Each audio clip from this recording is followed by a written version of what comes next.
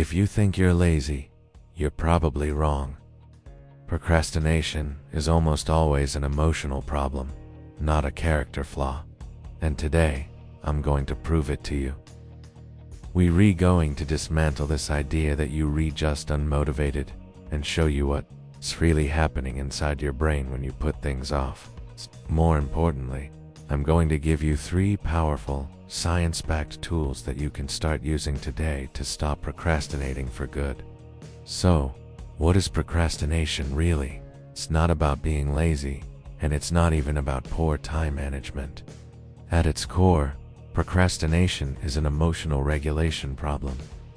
When we face a task that makes us feel bad in some way, maybe it's boring, difficult, or it brings up feelings of anxiety, self-doubt, or even resentment, our brain's natural impulse is to avoid that negative feeling. We choose a short-term mood boost, like scrolling through social media or watching another episode of that show, over tackling the task that's making us uncomfortable. Think about it. When you're supposed to be studying for a big exam, what's the feeling? Is it excitement? It's probably not. It's more likely anxiety about failing, or maybe just sheer boredom with the material. What about responding to that pile of work emails? It's not just about typing, it's the dread of what might be in them, the pressure to respond perfectly, the feeling of being overwhelmed. Specifically, a part called the amygdala flags these negative emotions as a threat. It's the same part of the brain that handles your fight or flight response. It screams, danger, bad feelings ahead. Let's do something else, anything else, to feel better right now. So your brain's solution is to offer you a quick escape. Watch a cat video, grab a snack, organize your sock drawer. Anything to get a little dopamine hit and avoid the discomfort associated with the actual task. This creates a cycle. If you avoid the task, feel temporary relief, but then the task is still there, now with added guilt and pressure because time is running out. This makes the negative emotions even stronger, making you want to avoid it even more. It's a vicious loop. The good news is, once you understand that procrastination is an emotional avoidance strategy, you can stop blaming yourself for being lazy and start using the right tools to manage those emotions. This isn't about willpower or just forcing yourself to be more disciplined. It's about working with your brain, not against it. So let's get into the first tool, which is my absolute favorite for breaking this cycle. It's called the 90-second rule. This concept comes from Dr. Jill Bolt Taylor, a Harvard-trained neuroanatomist.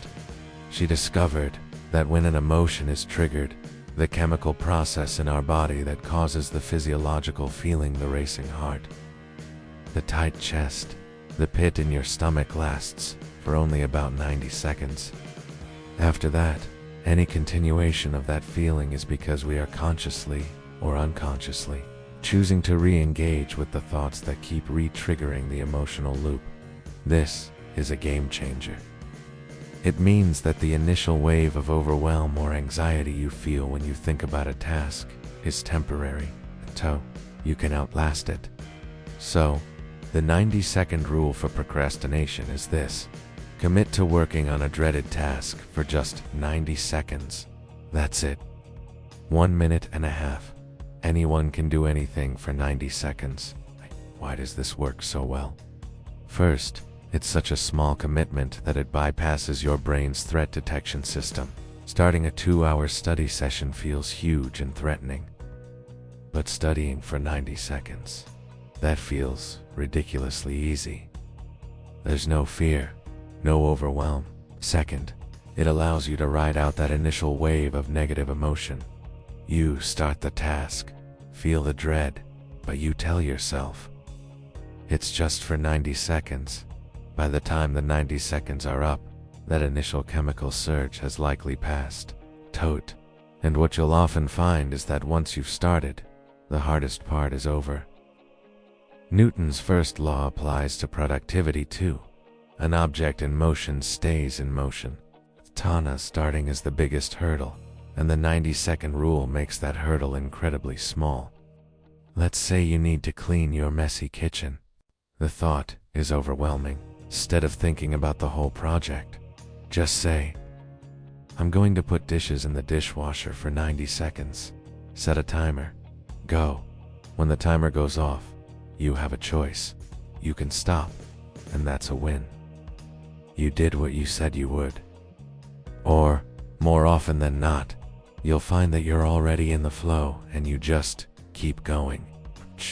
You've tricked your brain into starting. This works for everything. Writing the first sentence of an essay, opening your email and reading just one message, or doing a few push-ups. Now, sometimes just starting isn't enough because the negative emotions are really strong. This brings us to our second tool, emotion naming. Research from UCLA shows that simply putting a label on your emotions can significantly reduce their intensity. Dr. Matthew Lieberman, a leading researcher in this field, calls it affect labeling. When you name the emotion you're feeling, you activate the more rational, logical part of your brain, the prefrontal cortex, and in turn, you calm down the reactive, emotional part, the amygdala. So, the next time you find yourself procrastinating, take a moment and ask yourself, what am I actually feeling right now? Don't just say, I feel bad. Get specific. Is it anxiety about not doing a good enough job? Is it boredom because the task is mind-numbingly dull? Is it resentment because you feel like you shouldn't have to do it? Is it confusion because you don't know where to start? Just say it out loud or write it down. I am feeling anxious about this presentation because I'm afraid people will judge me. Or, I am feeling bored by this required reading. The act of naming the emotion separates you from it. It's no longer a vague, overwhelming cloud of fog. It's a specific, identifiable thing. So once you've identified it, it's much easier to deal with. If you've named the emotion as anxiety, you can then ask, what's one tiny thing I can do to feel a little less anxious? Maybe it's just opening the PowerPoint file. If you've named it boredom, you can ask, how can I make this 1% more interesting? Maybe you can listen to music while you do it, or promise yourself a small reward after 25 minutes of work. Naming the emotion gives you power over it. You go from being a victim of your feelings to an observer of them, which is a much more powerful position to be in. Combining this with the 90-second rule is incredibly effective. Let's go back to the work emails. You're avoiding them. You stop and say, okay, what am I feeling? I'm feeling overwhelmed by the sheer number of them. You've named the emotion. Now, apply the 90-second rule. I will spend just 90 seconds archiving the emails I don't need to read. You start. The timer goes off, and suddenly the inbox looks a little cleaner. The feeling of being overwhelmed has lessened, and you might just feel ready to tackle the next 90 seconds. So we've learned to bypass the initial resistance with the 90-second rule, and to diffuse the negative feelings by naming them. Our third and final tool is about creating an automatic trigger for action, so you don't even have to rely on motivation. This is called creating implementation intentions. This sounds fancy, but it's a simple and powerfully effective concept developed by psychologist Peter Gallwitzer. It's all about creating a specific plan in an if-then format. Instead of a vague goal like, I'll study more this week, you create a concrete plan. If, it is 7 p.m. on Monday. Then I will go to my desk and open my textbook to chapter 5. Instead of I need to go to the gym, you say, if I finish work, then I will immediately change into my gym clothes and drive to the gym. Why is this so effective? Studies show that this simple planning technique can double or even triple your chances of following through. It works because you're preloading the decision. You retelling your brain exactly what cue to look for though, if part and exactly what action to take. Then part. When the cue happens, the action becomes almost automatic. You don't have to stop and think, should I do it now? Maybe later. I don't feel like it. The decision has already been made. This removes the emotional negotiation from the equation. When 7 p.m. on Monday rolls around, your brain recognizes the cue. The plan is already there. You just execute it. It's like setting up a program to run automatically. You can make these as specific as you need. If my morning coffee is brewed, then I will sit down and write for 15 minutes. Or if I brush my teeth after lunch, then I will immediately tackle my most dreaded task for just 90 seconds. Let's put it all together. Imagine you have to write a huge report for work, and you've been putting it off for days. First, you use emotion naming. You pause and realize, I'm feeling intimidated by the size of this project, and I'm afraid my boss won't like it. Okay? You've named the fear and anxiety. Next, you set up an implementation intention. If it is 9 a.m. tomorrow after my first meeting, then I will open the document for the report. 9 a.m. comes, the cue happens, and you open the document.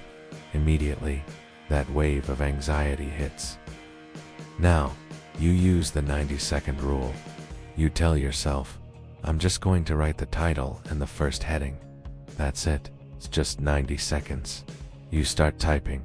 The timer goes off. The initial anxiety has likely subsided, and now you have something on the page. The blank page is gone. You've broken through the wall of avoidance. The biggest takeaway here is to be kind to yourself.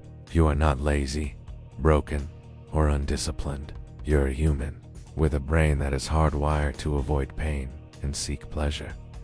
Procrastination is just a misguided attempt by your brain to protect you from negative feelings. By understanding the real reason you procrastinate, you can finally stop the cycle of self-blame and start using strategies that actually work. It's not about forcing discipline. It's about managing your emotions first. When you handle the feeling, the doing becomes infinitely easier. Discipline doesn't create emotional regulation. Emotional regulation creates discipline. So try it. The next time you're about to put something off, just try one of these tools. Name the emotion. Set an if-then plan. Or just commit to 90 seconds. You might be shocked at how well it works. I want you to make a commitment to yourself right now. What is one thing you can do in the next 90 seconds to move forward on a task you've been avoiding? Don't just think about it. Tell us in the comments. Comment next 90 seconds to make that commitment public, and let us know what small step you are going to take. Let's do this together. Thanks for watching, and I'll see you in the next video. Don't forget to subscribe for more tips on working with your brain, not against it.